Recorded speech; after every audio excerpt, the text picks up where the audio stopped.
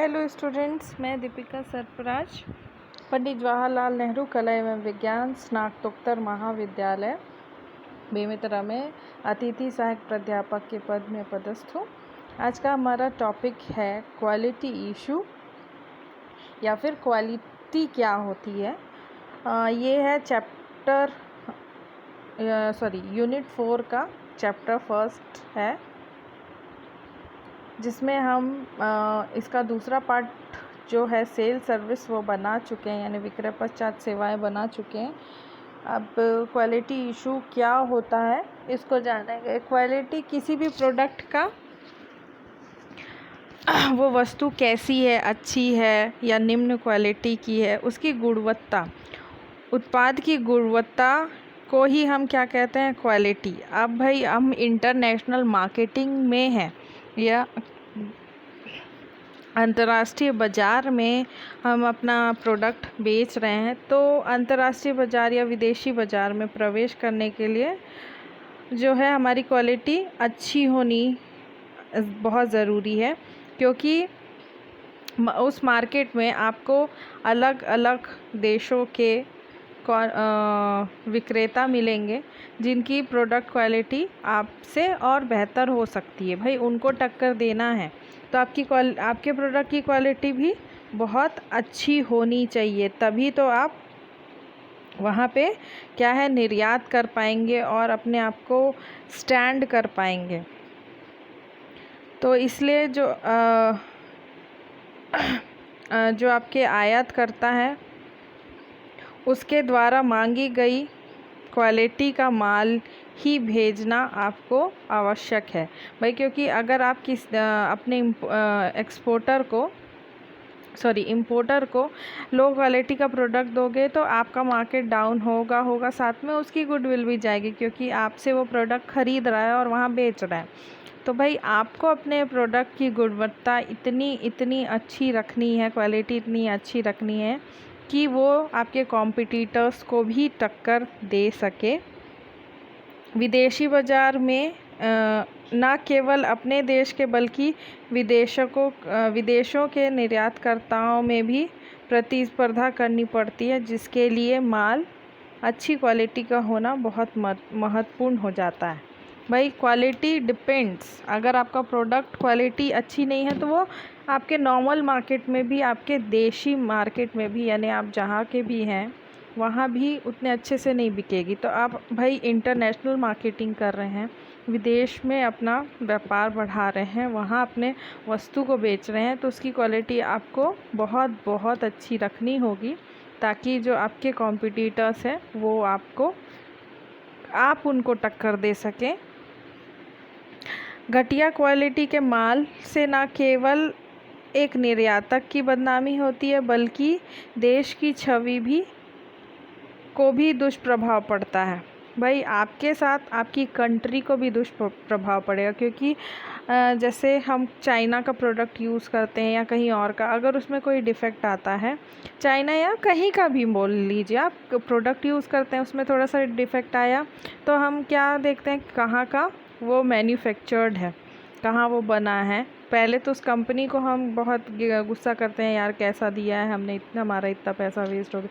Then वो कहाँ का है प्रोडक्ट, उसका मेन मैन्युफैक्चरर कौन है, तो वो थोड़ा सा क्या होता है उस देश को उसके जो छवि है उसको प्रभाव पड़ता है। इसीलिए आपको अपने प्रोडक्ट को अच्छा क्वालिटी का रखना है। अतः यह निर्यातक के व्यापारिक हित में है कि वह विदेशी क्रेता को सही क्वालिटी का माल भेजे। इसलिए ये आपके हाथ में कि आप कैसे प्रोडक्ट भेज रहे हो, किस क्वालिटी का प्रोडक्ट भेज रहे हो। उत्पाद की क्वालिटी से अभिप्राय उसके गुणों के समूह अथवा सुनिश्चितता मानकों के मिलान से है। भाई जो आपका प्रोडक्ट का गुण है या फिर वो प्रोडक्ट जिन चीज़ों से बना है, जो उसमें प्रॉपर्टीज़ यूज़ की गई है, या जो रॉ मटेरियल्स यूज़ किए गए हैं वो किस क्वालिटी के हैं, उस पे डिपेंड करता है आपका क्या पूरे ओवरऑल प्रोडक्ट का क्वालिटी या गुण। इसमें उत्पाद के पैकेजिंग प्रमाप भी शामिल है, यानी आपकी पैकेजिंग क्वालिटी भी। अब भाई अगर आपका प्रोडक्ट थोड़ा क्या बोलना चाहिए, नाजुक है या फिर टूटने फूटने का, अब उसकी पैकिंग ही आप अच्छी नहीं दोगे तो वो पहुँचते तक, यानी आपके आयातकर्ता तक पहुँचते तक क्या होगा, डिफेक्टिव निकल जाएगा। इसलिए ओवरऑल आपका फाइनल प्रोडक्ट भी बहुत अच्छी क्वालिटी का होना चाहिए। साथ में उसकी पैकिंग, आउटर लेयर से ही तो अंदर का पता चलता है। जैसे हम बोलते हैं ना, किसी इंसान को जानना है तो उसकी बाहरी छवि से हम उसको पहले जानते हैं, अंदर की छवि हम बाद में जानते हैं। कैसे भाई, उसको जानोगे, परखोगे, उसका नेचर, उसके साथ घुलोगे मिलोगे तब उसको जानते हो। लेकिन बाहरी छवि से आप क्या कह सकते हो, हाँ ये अच्छी पर्सनालिटी का है तो अच्छे घर का होगा, व्यवहार अच्छा है तो संस्कार अच्छे होंगे, ये हम कहते हैं। सेम वही चीज़ प्रोडक्ट में भी कहा जाता है कि अगर प्रोडक्ट का बाहरी भाग अच्छा है, आउटर लेयर अच्छा है, तो प्रोडक्ट भी अंदर से अच्छी क्वालिटी का होगा। तो अमेरिकन सोसाइटी फॉर क्वालिटी है, क्वालिटी ने क्वालिटी की परिभाषा कुछ इस प्रकार दी है। क्वालिटी से अर्थ एक वस्तु या सेवा के लक्षणों और विशेषताओं के योग से है जिनमें वर्णित या गर्भित आवश्यकताओं को संतुष्ट करने की क्षमता हो। भाई इसका मतलब होता है, मतलब ये अमेरिकन सोसाइटी है फॉर क्वालिटी, वो कहते हैं कि एक वस्तु या फिर वो कोई सेवा हो, उसके जो लक्षण है या फिर जो उसका फीचर है, उन दोनों के योग से जो भी हमारी आवश्यकता है या जो हमको संतुष्ट करने की क्षमता रखता है, यानी हमको सेटिस्फाइड करता है उस प्रोडक्ट से, उस प्रोडक्ट की जो भी ओवरऑल उसका पार्ट्स है या फिर उसकी जो भी उसके कार, उसका फीचर जो भी है, वो हमको क्या करता है, सेटिस्फाइड करता है। एक वस्तु जब तक ये हमको सेटिस्फाइड नहीं करेगा, हम उसको नहीं बोल सकते कि वो अच्छा है। अगर वो वस्तु हमको सेटिस्फाइड कर दिया तो हम उसको बोलते हैं हाँ वो प्रोडक्ट अच्छा है। तो वही कहलाता है क्या, क्वालिटी। जैसे अच्छी क्वालिटी या फिर लो क्वालिटी किसको बोलेंगे, क्वालिटी का केंद्र बिंदु है उपभोक्ता की संतुष्टि, यानी आप कंज्यूमर सेटिस्फाइड है आपके प्रोडक्ट से, तो आपका प्रोडक्ट अच्छी क्वालिटी का है तभी वो सेटिस्फाइड है।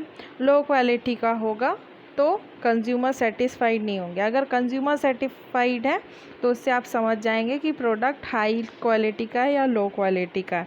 यदि कोई वस्तु या सेवा ग्राहक को संतुष्टि प्रदान करता है तो वो बढ़िया क्वालिटी का है। अगर कोई फ़ोन हमको जो हमको चाहिए वो सारे फीचर्स हैं, वो लॉन्ग रन बैटरी होना चाहिए, उसका कैमरा क्वालिटी अच्छा होना चाहिए, उसका टच अच्छा होना चाहिए, यही सब हम देखते हैं ना। उसकी मेमोरी मतलब जो उसका रैम है, प्रोसेसर है, फिर उसका जो सॉफ्टवेयर है वो कैसे नया वर्ज़न है या नहीं, ये सब देखते हैं। अगर वो सब अच्छा चल रहा है तो वो हमारे लिए क्या हो गया, अच्छी क्वालिटी का। लो क्वालिटी मतलब कहीं ना कहीं हमारा फ़ोन हैंग होगा या कोई भी चीज़ में इशू करेगा तो हम क्या कहेंगे, वो लो क्वालिटी का प्रोडक्ट है। इसलिए यह आवश्यक नहीं है कि उच्चतम क्वालिटी का माल ही निर्यात किया जाए। यह भी ध्यान में रखना होगा कि विदेशी बाज़ार में किस मूल्य पर माल बेचा जा सकता है। माल की क्वालिटी मूल्य के अनुरूप होगी तो स्पष्ट है कि माल की क्वालिटी का निर्धारण माल का निर्माता ही करता है। हाँ, माल स्वदेश व अंतर्राष्ट्रीय मानकीकरण संस्थाओं एवं निर्धारित मानकों के अनुसार तो होना ही चाहिए। इसके अतिरिक्त निर्याता को खरीदार द्वारा निर्धारित क्वालिटी को तो ध्यान में रखना ही होगा। यदि निर्धारित क्वालिटी मानक बहुत ऊंची है तो माल बढ़िया क्वालिटी का बनाना होगा। इसके विपरीत यदि निर्धारित मानक नीची हो तो माल की क्वालिटी भी घटिया होगी। बढ़िया और घटिया क्वालिटी के बीच में मध्य स्तर की क्वालिटी। निष्कर्ष यह है कि क्वालिटी का तुलनात्मक धारणा है, कोई निश्चित धारणा नहीं है। इसको समझेंगे हम लोग। अगर जैसे प्रोडक्ट की क्वालिटी हम कैसे, पहला जान लिए सेटिस्फेक्शन से। दूसरा एक आधार बन सकता है कि अगर निर्यातक का जो मूल्य है, निर्यातक का जो प्रोडक्ट है उसका विदेशी बाज़ार में किस मूल्य पर माल बेचा जा सकता है, अगर वो हो तो वो उससे भी हम जान सकते हैं। प्राइस से भी कम कई बार हम आंकते हैं कि हम वो अच्छी क्वालिटी का होगा। जो लो क्वालिटी का होता है उसका प्राइस कम होता है। जो अच्छी क्वालिटी के प्रोडक्ट्स होते हैं उसका प्राइस हाई होता है। जैसे आप नॉर्मल जीन्स लेने जाएंगे तो अप्रॉक्स 500-600 के अंदर आपको नई में मिल जाएगा। लेकिन अगर ब्रांड का प्रोडक्ट लेने जाए तो आपको 2,500-3,000 से कम में नहीं मिलता है। रहता प्रोडक्ट वही होगा, ज़्यादा अंतर नहीं है दिखने में, सब वो सिर्फ कुछ डिफरेंस ही होते हैं जिससे ये सिर्फ प्राइस से ये निर्धारित हो जाता है कि वो अच्छी क्वालिटी का है। और फिर कई बार कुछ मानक भी डिसाइड करते हैं। स्टैंडर्ड अगर है तो उस स्टैंडर्ड पे भी डिपेंड करता है कि आप उस मानक के अनुसार प्रोडक्ट को अच्छी और निम्न क्वालिटी में आंक सकते हैं उस प्रोडक्ट को।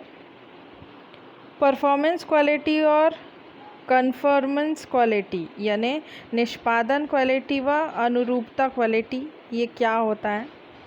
निष्पादन क्वालिटी, इसमें यह अभिप्राय है कि उत्पाद उपभोक्ता को किस स्तर की संतुष्टि प्रदान करता है। उदाहरण, कैरियर एयर कंडीशनर का निष्पादन सैमसंग से श्रेष्ठ है।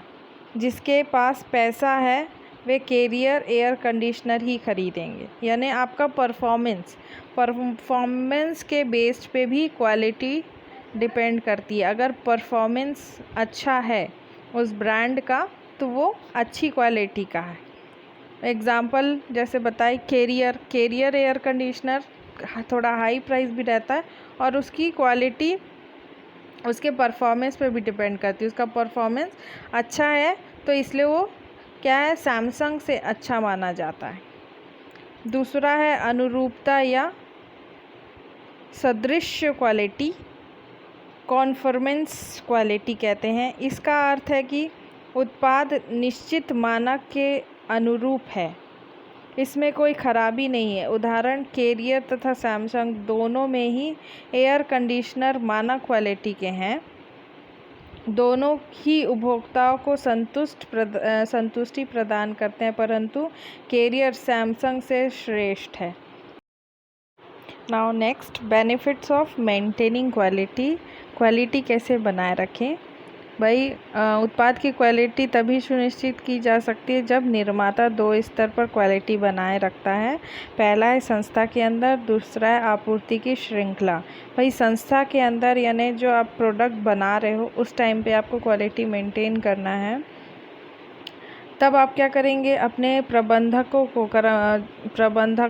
को कर्मचारियों को प्रोत्साहन करना चाहिए। इसमें आप जो भी मैनेजर हैं वो अपने एम्प्लॉयज़ को मोटिवेट करेंगे और फिर वो उनको समझाएंगे कि आपको पूरा निर्माण कार्य करने से लेकर पैकेजिंग तक आपकी क्वालिटी का विशेष ध्यान रखना है और सही मानसिक रवैये से उसको बनाना है। यानी आप अपना प्रोडक्ट बनाते समय कोई लापरवाही नहीं करेंगे। जो भी प्रोसेस है प्रोडक्ट के लिए उस प्रोसेस को ही अपनाएंगे, कोई इजी वे नहीं ढूंढेंगे। अगर कार्य कठिन है करने के लिए तो भी आप उसी तरीके से करिए।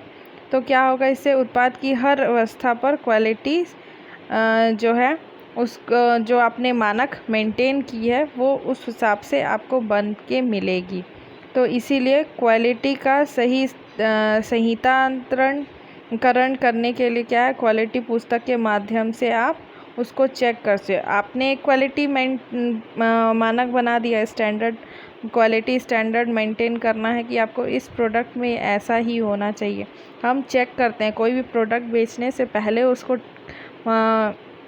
संस्था में ही टेस्ट किया जाता है कि वो वैसी क्वालिटी का है या नहीं, क्योंकि कस्टमर को सेटिस्फाई करना है, तो इसलिए पहले वो वहीं टेस्ट होगा। अगर वो हर टेस्ट में पास होता है, क्वालिटी की जो टेस्ट होती है, तब उसको मार्केट में लाया जाता है। इसलिए जो आपने क्वालिटी पुस्तक में मानक डिसाइड की है, उस मानक के हिसाब से आप अपने प्रोडक्ट को हर एक स्टेप में चेक करने बोलिए, ताकि आपकी क्वालिटी मेंटेन रहे।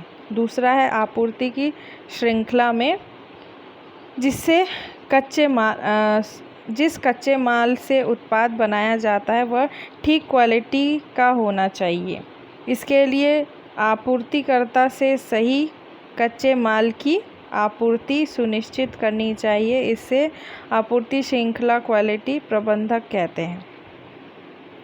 भाई, आप जो प्रोडक्ट बना रहे हो उसके लिए पहले आप अपने प्रोडक्ट के लिए रॉ मटेरियल हमको चाहिए। वो रॉ मटेरियल आप कहीं से सप्लाई करवाते हो, मतलब आप उसको रॉ मटेरियल को लाने बोलते हो। अगर वो आपको रॉ मटेरियल ख़राब देता है तो उससे आपका प्रोडक्ट की क्वालिटी डाउन हो जाती है। तो आपकी जो रॉ मटेरियल है उसकी क्वालिटी भी आपको मेंटेन करना है। अपने जो आपूर्ति करता है उनसे सही कच्चे माल आपूर्ति करवाने के लिए आपको कहना है, तभी आप सही प्रोडक्ट बना पाएंगे। उसी को हम कहते हैं आपूर्ति श्रृंखला क्वालिटी प्रबंधन। भाई, जब आपका मैनेजमेंट में जो आपने चेन बनाया है, सप्लाई चेन, उसको आपने कह दिया है, सुनिश्चित कर दिया कि आपका क्वालिटी जो रॉ मटेरियल का क्वालिटी वो आपको एकदम परफेक्ट देना है, तो आपका प्रोडक्ट भी अच्छी क्वालिटी का बनेगा।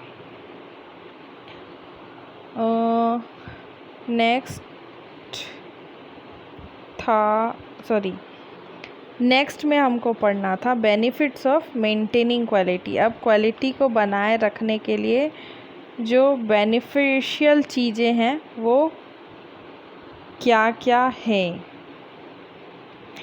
संस्था के गुणवत्ता बनाए रखने की व्यवस्था के लिए निम्न प्रकार के लाभ हैं, जिसमें पहला आता है उपभोक्ता की संतुष्टि, कंज्यूमर सेटिस्फेक्शन। भाई, अगर कंज्यूमर आपसे संतुष्ट है, आपके उत्पाद से संतुष्ट है, तो वो आपको कैसे पता चलेगा? वो आपके प्रोडक्ट को बार बार ख़रीदता है। इट मीन्स कि आपकी क्वालिटी अच्छी है, तभी वो उस प्रोडक्ट को ख़रीदता है निरंतर।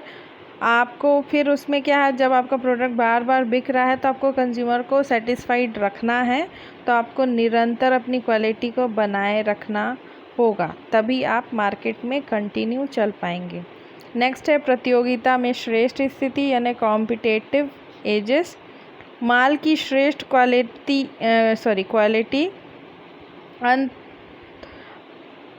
अंतर्देशीय व अंतर्राष्ट्रीय प्रतिस्पर्धा में निर्माताओं की बेहतर स्थिति बनाए रखने में सहायक होती है।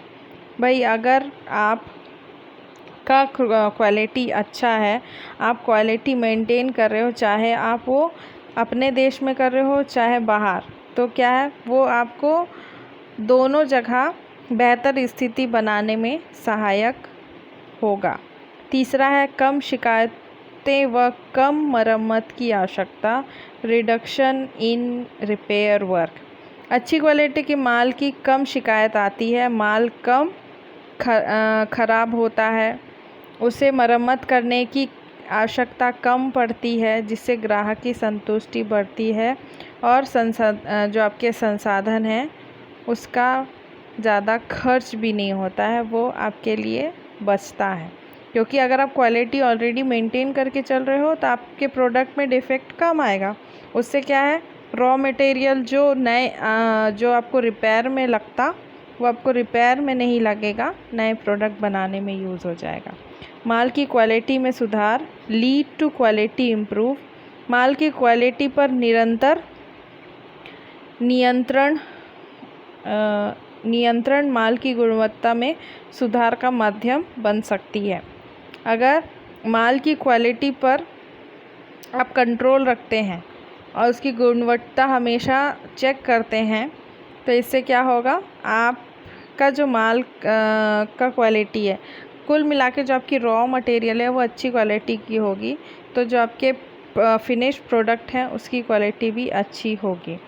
उत्पादन लागत में कमी, यानी माल की क्वालिटी पर नियंत्रण रखने पर है। अगर आप प्रोडक्ट का क्वालिटी अच्छा है आपका, तो क्या होगा, संस्था के कार्य करने के ढंग में सुधार आता है। आप ऑलरेडी नियंत्रण करके चल रहे हो, अपने प्रोडक्ट को प्रोडक्ट का जो क्वालिटी है उसको चेक करते रहते हो, तो उसमें क्या है, उत्पादन लागत कम खर्चा होता है। लास्ट है ख्याति में वृद्धि, यानी आपकी गुडविल में इंक्रीजमेंट होता है, इन्हेंस्ड होता है। वो अच्छी क्वालिटी का माल बनाने वाले फर्म की बाज़ार में ख्याति स्थापित होती है। भाई अगर आप अच्छा प्रोडक्ट बेचोगे, अच्छा प्रोडक्ट बना के बेचोगे, तो कस्टमर उसको बार बार लेगा और आपको बार बार गुडविल आपकी बढ़ती जाएगी। Thank you. So be safe, be healthy and sorry for the mistakes.